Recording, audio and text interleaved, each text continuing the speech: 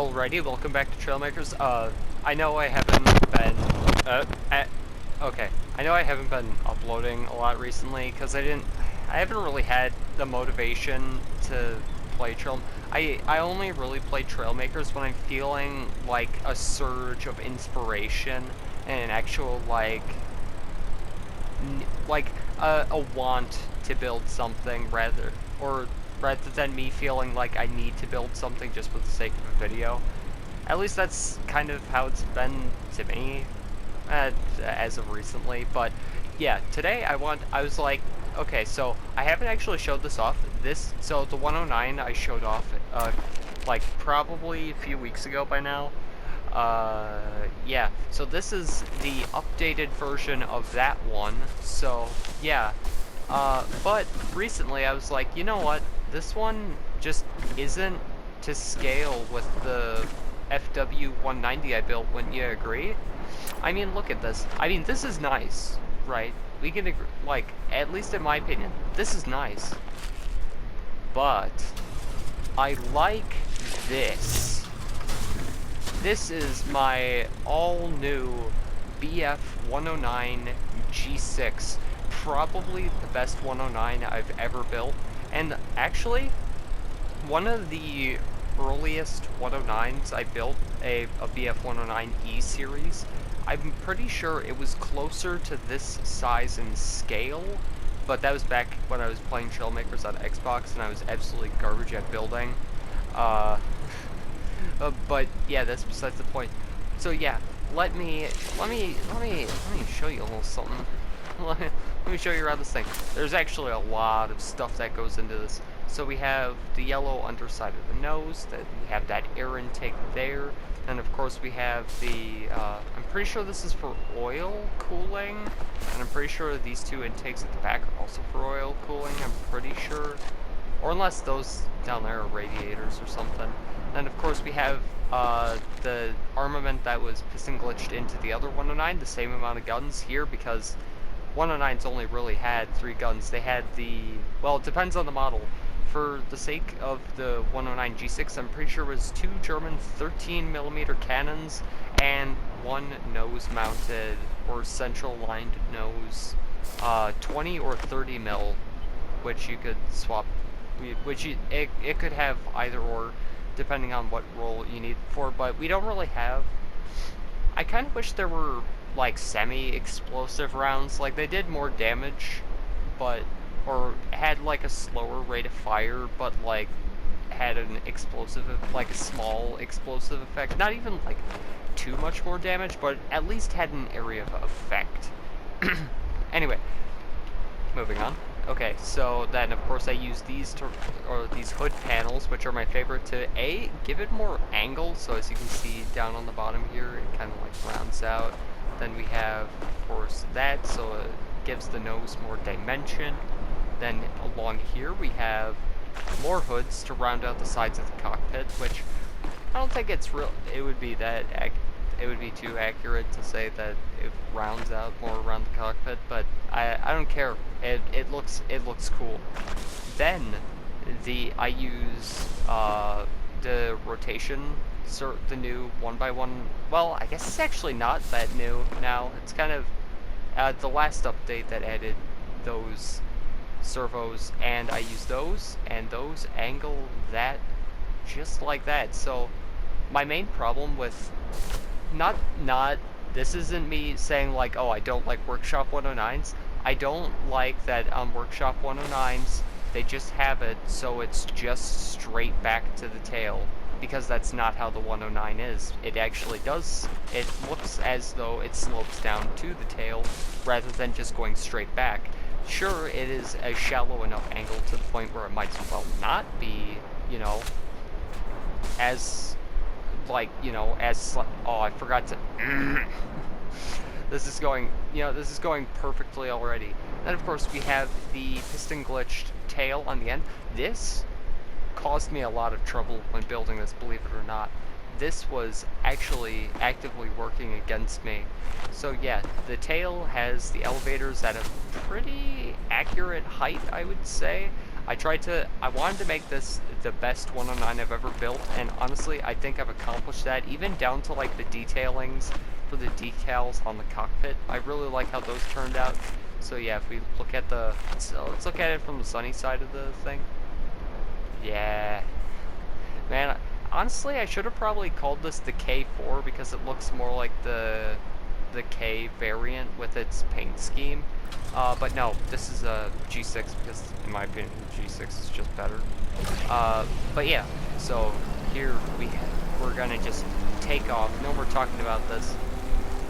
Though, after putting this paint scheme on on one of my 190s, I'll show off because I made a separate variant of the 109C and I converted that into a D, or a Dora series 109D. So, yeah, I'll show that off eventually. There's no plane I love more than the 109. It's such an amazing looking aircraft. Where's the last one? Where's the last one? Oh, there he is.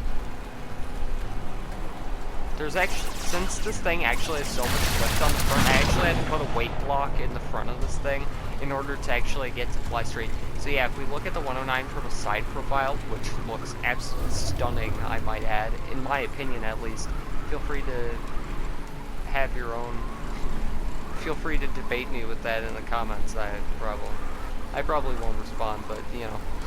But yeah, as you can see, it has a slight angle to the back.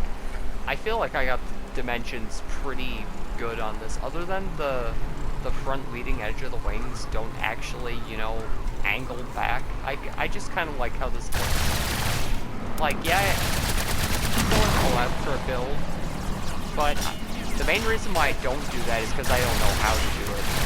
That's my only excuse. I don't know how to do it. It's not that I don't like doing it. It's just I've only ever seen it, but I don't know how to do it because just logistically it doesn't make any sense. Not to mention I kind of want to keep my builds a bit complexity light since I mainly play single player.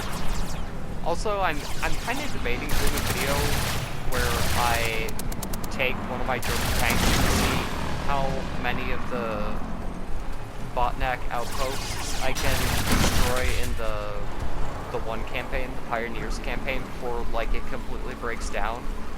I think I might use the German rocket tank that I built. I already forgot what it's called. But yeah. Oh, sorry for the fan noises. It's like probably 80 to 90 degrees out as of right now, and it's probably even warmer in the room I'm recording in, being my literal room. So, you know, yeah, because you know when it's 80 to 90 degrees in the summer, one tends to turn a fan on. At least I assume. At least that's what I assume. So yeah, of course it shreds through airplanes. It's got like 6 machine guns.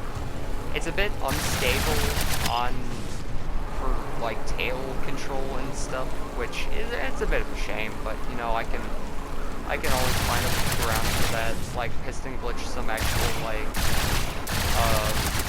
vertical stabilizers into this thing. So this is probably my favorite 109 that I've ever built. Because, okay, so me building the 109 goes all the way back to my Xbox days, and I think even one of the first builds I made was a crappy looking little 109 that had no 109 distinctive features. And so, you know, I'll probably make a recreation just to show you where all these builds came from, but man, thinking about the older models that I've made of this and how far along I've come with them, this is the best one. This is the best of them. No, of course I hold nostalgia for the older models, of course, because I feel like there's many games, right, they're old and they have the rustiest graphics, but they're still good because you say they're nostalgia. I think honestly, a game for me that's quite nostalgic and actually is very on topic is, what's it called again? I think it's called Blazing Angels Squadrons of World War II for the Nintendo Wii, which, honestly, that was one of my favorite, that was a really nice game. I think that's what actually kind of got me into wanting to, like, play games where I could actually recreate such aircraft. And honestly, yeah, I've done that. Been there, done that.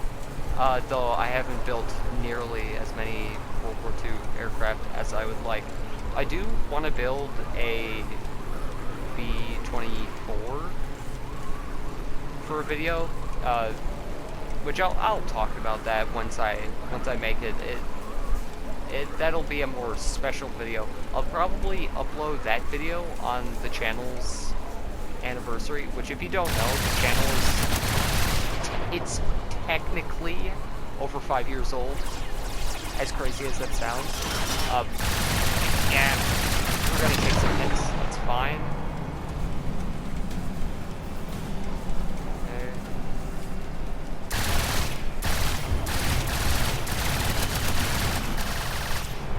Oh, I could, honestly, I have messed around with the direction. I forgot to turn on, I forgot to turn on invincible characters. That's really something, that is. I'll tell you, I tell you what, that's something that is. So yeah, what was I talking about? I actually had no clue. I blanked.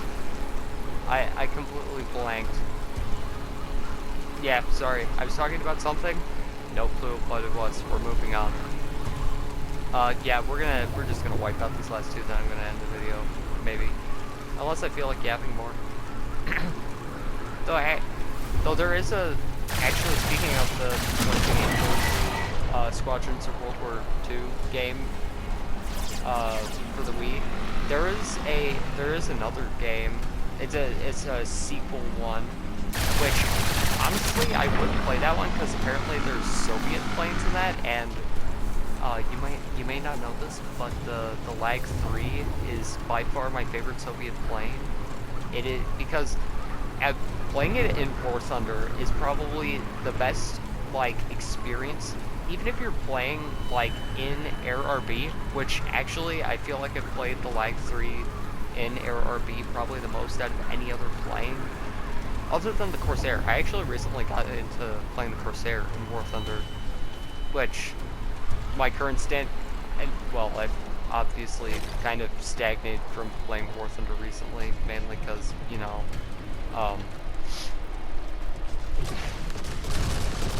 absolute sloppatry. Oh, and a perfect landing. Oh, did I not shoot you down? Oh, I don't have any anti-air vehicles, that's right. But anyway, yeah, that is my Bf-109 G6, which honestly is probably one of my absolute favorite aircraft that I've ever built, or at least my favorite version that I've built. Honestly, when I was originally building this, like, having the nose, like, dip down like that with the 1x4 wedges, like, on the top of it, that kind of really bothered me, and honestly, I think it looks a lot better now that the entire plane was built. Like, I have to have a full picture before I can start making, like, micro adjustments, and now, honestly, I think it looks kind of fine. It actually looks really nice. Though until they add, like, 1x8, which I doubt it. Actually, I don't think that would even help in this case. Yeah, no, I don't even think that wouldn't even help. That would just make the nose look too slanted. Nah, never mind. Disregard what I said. Though eventually, I feel like more 8 long blocks need to be. Actually, no. Give us more odd length blocks. Give us a 5 long. Give us a 3x3. Give us a 3x3, a 5x5, a 2x5, and a partridge in a pear tree. Preferably.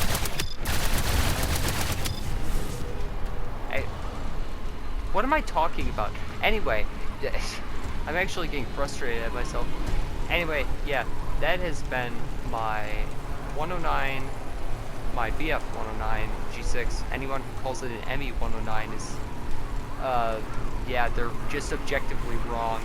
Anyway, that just about does it for this episode, and I will see you in the next one. Goodbye.